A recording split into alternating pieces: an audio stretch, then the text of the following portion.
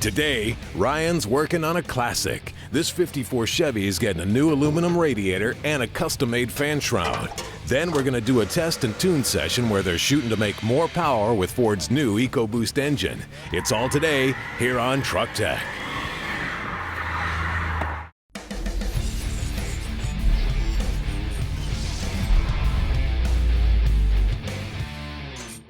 Hey guys, welcome to Truck Tech. Today we've got a classic in the shop. This is a 1954 Chevy pickup that's seen its fair share of modifications. Now the owner of the vehicle is a friend of ours, and she wanted us to take care of a couple of small issues with the truck. But before we get started, let's take a look at some of the custom work on this ride. Now under the hood, the original 6-cylinder engine is long gone, and I can see why. According to the placard on the door jamb, it was rated at just 105 horsepower at 3,600 RPM. And it's since been replaced by this 350. Now it's got an HEI distributor, Edelbrock carb intake and valve covers, and some custom paint work. Now this was an abandoned project that the current owner wants to finish and turn into a driver. Now under the hood, things look pretty decent, but it could use some tidying up just to clean things up a little bit. Now overall, the bed on this truck is in pretty good condition. The medium stain on the wood looks good against the black paint. They've got nice fasteners holding the fenders on, and I'm sure the wood's been replaced once in the vehicle's lifetime. And while it's not perfect, it's perfect for a driver. Now the interior is really nice. Looks like somebody spent some time and money in here. It looks like they swapped in a split bench seat and recovered it, made some custom door panels and door surrounds, even carried the theme over it to the headliner. It's got new classic looking gauges, a later model GM column, and a new but old looking radio. Now to get the truck's lowered ride height, it looks like somebody swapped in a section of a subframe or a frame from a later model GM vehicle. Same for the rear, they swapped in some different springs and mounted them a little bit inboard of the frame. Now it's functional, but it could be a little bit cleaner. This ground strap is just dangling in between the A-arm and the frame, and it can be cleaned up and made more aesthetically pleasing and more reliable. But what we're going to focus on today is the cooling system. Now the coolant in this radiator doesn't look that bad or that old, and they used to recommend a drain and flush interval for cooling systems of every 2 years. Over the last couple of decades, they've increased that interval, and with that comes a greater likelihood of having electrolysis in the cooling system. What happens is the coolant chemicals and additives break down over time. The coolant gets slightly acidic, you've got less corrosion resistance, and once that happens, well, you've got electrolysis, which is basically a small electrical charge in the coolant itself. Once that happens, you've got small particles of metal moving from one surface to the other. You usually don't know it's happening until you get mystery leaks in the heater core or radiator, areas where the metal is really thin and it can wear through. And you can test for electrolysis using a multimeter. All you got to do, set the meter to DC voltage, attach your negative lead of the meter to a good chassis ground, and then take the positive lead and just put it down into the liquid or the coolant. And we've got 0.15 volts in just the coolant. Now, if you get a reading that's 0.1 volts or less, that's fine, that's normal operation. If you've got 0.3 volts or more, well, it's something to be concerned about because the coolant is just going to slowly eat away at expensive aluminum parts. So a drain and flush is a good idea. Now, since we're going to be replacing our radiator, that will be a perfect time to do just that.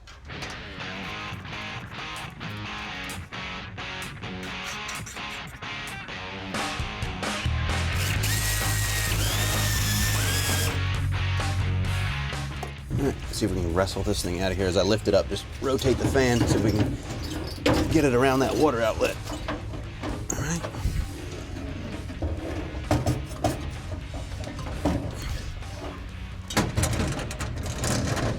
All right. World's biggest radiator. Now the radiator that came out of the truck, well, we're not even sure if it's stock, because it looks like somebody kind of cobbled some stuff together to make it work. And it was functional, so it's hard to argue with results. But the radiator we're going to be going back in with is an all aluminum, lightweight and efficient radiator that we picked up from Brothers Truck Parts. It's got a built-in transmission cooler, something the factory never had, and it's a 3-row design for extra capacity and cooling ability. And like I mentioned, it's light. Now the radiator that came in the truck looks like it weighs in at just under 30 pounds. And the new replacement radiator weighs less than 15. Not bad. Now, our brother's truck parts radiator also has more cooling fins per inch than the old one does. More fins equals more surface area, which allows the radiator to dissipate more heat, making it more effective. Now, one last thing we want to do is protect these cooling fins from damage during installation. If these fins get folded over, airflow doesn't pass over them and kind of defeats the purpose. So, a little bit of cardboard will prevent that from happening.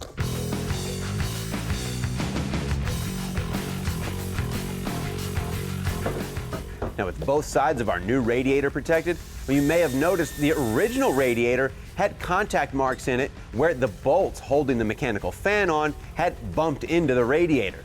So to prevent damage from happening to our new radiator, we're just installing a smaller mechanical fan spacer.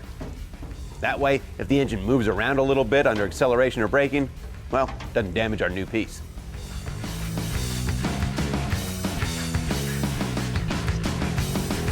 A shroud flange. After the break, we'll get our custom fan shroud made. And later, we're up in the ponies, tuning Ford's EcoBoost engine. Stay tuned.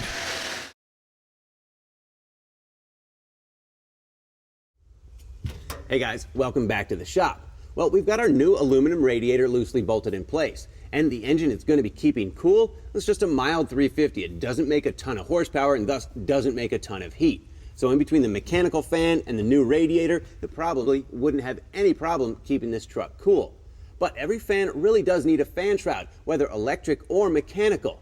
It just makes the fan that much more effective and helps direct airflow across the radiator. Plus, having these spinning blades on the front of the engine, well, it's not the safest thing in the world. So a small shroud might prevent somebody from sticking their hand down in the blades. With the radiator still in place, I'm just using the mechanical fan and a marker to give me an idea of what kind of clearance the fan needs.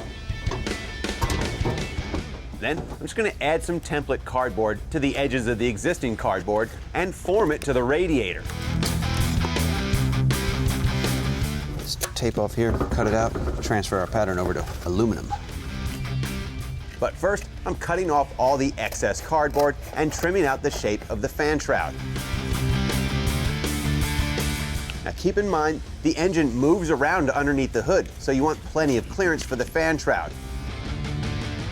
Now, along with marking the shape of our new fan shroud, I'm also marking where I'm going to make the breaks in the aluminum.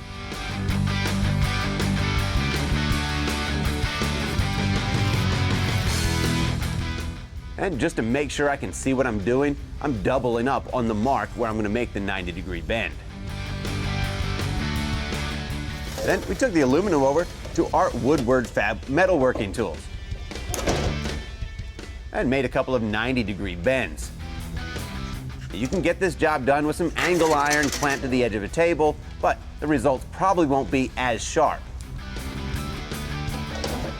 And we flipped things over and made a couple of 90-degree bends in the other direction to form the flange. Then lopped off the excess. Then, using our bandsaw, we cut the arc out where the fan's gonna go. Then I'm using our shrinker stretcher, and you can see how it works here, to form up the flange that's gonna act as our fan shroud finger guard. Just a simple piece of aluminum with a 90-degree bend in it. And by using the stretcher, well, it just stretches out the aluminum, forcing a radius in this piece of metal. You'll see how it matches up. All right, now my shroud flange, looks like it lines up pretty good with the radius we had cut.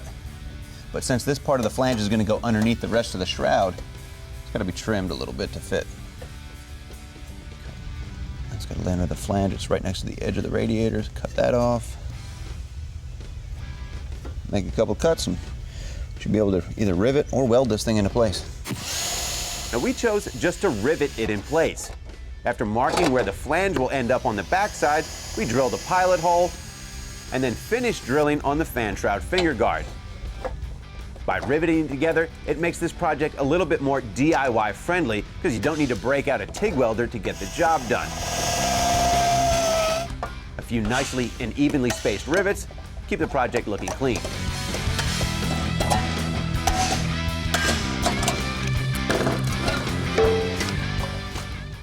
Then, after once again protecting the cooling fins, we dropped our new radiator back in place. and installed our top half fan shroud. Then we just secured it in place with some new hardware.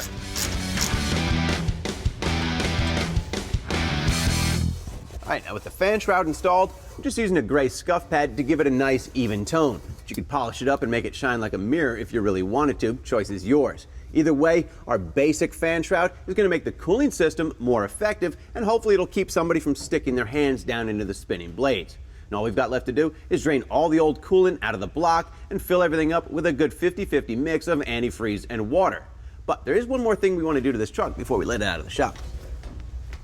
Now, the owner of this truck said they were having a hard time coming up with the gasket that seals the fuel filler neck to the rest of the body. Local parts stores just couldn't come up with anything. But Brothers Truck Parts came through for us again with a new grommet. Little glass cleaner.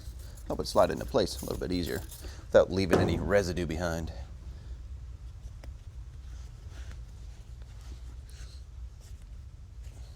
Just like that. Now the rain will stay out. Up next, we'll see if these guys can extract more power from Ford's EcoBoost engine. Stick around.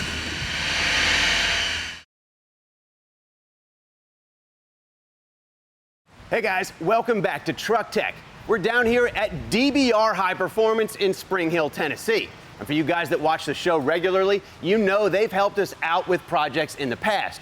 But the shop might look a little bit different to you. That's because they've moved into a new, awesome 30,000 square foot facility to have more room for all these cool cars and trucks. The reason we're here today is to check out a test and tune session on their dyno. Now, our friends at DBR work on high performance street cars, diesel trucks, Jeeps, and race cars. DBR, this is Olivia. And they sell thousands of aftermarket parts. Now, strapped to the dyno today is a 2013 EcoBoost F-150. But the news here is that SCT and Bully Dog are now one company. And you can use your Bully Dog device and the pre-programmed tunes. Or you can go to an SCT Bully Dog dealer and they can create a custom tune for your specific vehicle. So we're going to look over their shoulder today and see what kind of power they can pull out of this twin-turbo V6. By now, I'm sure you guys are familiar with the Bully Dog GT, or Gauge Tuner. You can go with one of the pre-programmed tunes that's in it, or you can now go and have a custom calibration made for your specific combo. Now, the guys from Bully Dog and SCT have been here at DBR testing things out and dialing in this F-150. Nice. We even made more. 383. It peaked up right there. 383.7. Now, one of the drawbacks with pre-programmed tunes is that you can upset the balance when you add parts like exhaust systems, cold air intakes, superchargers, or turbos. But with this newfound flexibility, you can modify your tune to keep up with any changes in hard parts. 375, they overlaid each other almost consistently. So we got an additional horsepower and we're running clear up to 200 degrees. We're still maintaining our horsepower. Clearly, these guys are happy with the results. So we're going to take a closer look at the dyno graph. Looks like you guys got some pretty impressive gains out of this thing. Yeah, if you look, this green line is the stock. That's the torque. This is the horsepower. If you look at the red line, that is the SCT custom tune. If you can see, the stock makes peak torque right at the beginning of the pool, which is okay. But if you look at the SCT custom tune, it's making peak torque at the 4,500 RPM range. So that's in the user range. When you're driving this vehicle, when you put it to the floor and it downshifts, you're going to be in this range, not this range. So you're going to really feel a difference in the seat of your pants. The other big thing to notice, if you look at horsepower, there's about an 80 horsepower difference here, here, here, here, and here. All the way from 4,000 RPM to the end of the shift is 80 more horsepower.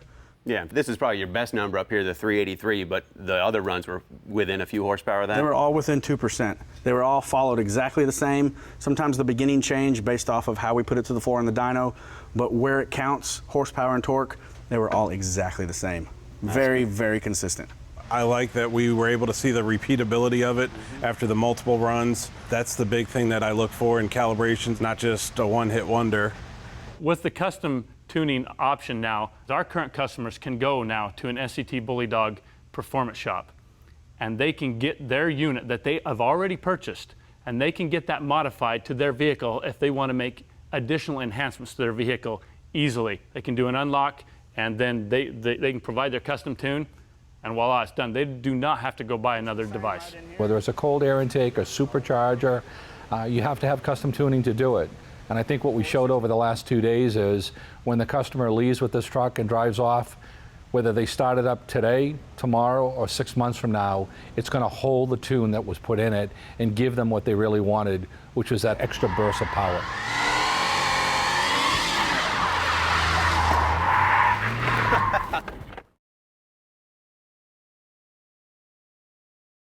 Hey guys, welcome back to Truck Tech. Well, we're taking a little test drive and making our way back to the shop in this F-150 that the guys from SCT and Bully Dog just got done tuning. Now this is just a stock engine, the exhaust is stock, the intake is stock, but it added, I don't know, 70 or 80 horsepower. But if you've got a combination with modified exhaust and intake and any other parts, well, you can compensate for that with the custom tune and really see some results. Now, a lot of times with tuners, you only see gains on the upper RPM range. With this thing, it's across the board, and you can really feel it both on the back roads and out on the highway. And tuning isn't just for going fast. For you guys that tow, you know that power and torque down low in the RPM range can really help, especially when pulling a trailer. Now, that extra 75 horsepower really woke this truck up and made it fun to drive. And extra horsepower and torque means quicker acceleration. But if you've got something loose in the bed of the truck, it's just going to be sliding around that much more. Now, the owner of this truck started to solve the problem with a rubber mat out of a different bed length truck, but it still leaves the tailgate and the sides of the bed vulnerable to damage, and it's not the most aesthetically pleasing solution. We can do better. So today, we're going to be installing this DualLiner Bed Liner system that combines custom-fit hard plastic sides with a zero-skid rubber floor, so the cargo stays where you put it. Installation, it's a piece of cake. Installation starts with the removal of 4 cargo tie-down loops. Then we can install the hard plastic front panel, followed by the 2 side panels.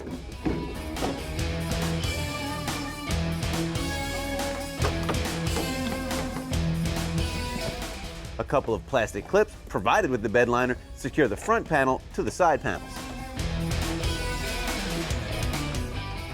In the back, the side panels fit underneath the factory-installed bed rail caps and locks them in position. Then just simply reattach the cargo tie-downs.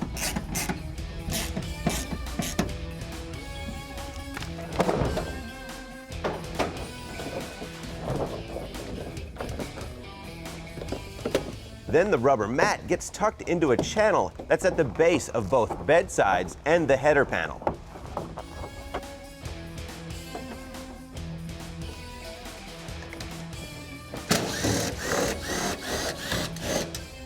All that's left is the protective panel for the tailgate, which is held in place by reusing the factory tailgate hardware. Now this next step is optional if drilling through fresh paint isn't your thing, but it secures the bottom of the tailgate panel to the tailgate. And don't worry about rust, they provide a corrosion inhibitor that goes on the Christmas tree push pin before it gets installed. All right, with the installation complete, we can show you that this steel wheel, which would slide all over the place on a plastic drop-in liner or a bare steel floor, now stays right where you put it. Guys, thanks for watching Truck Tech. See you next time.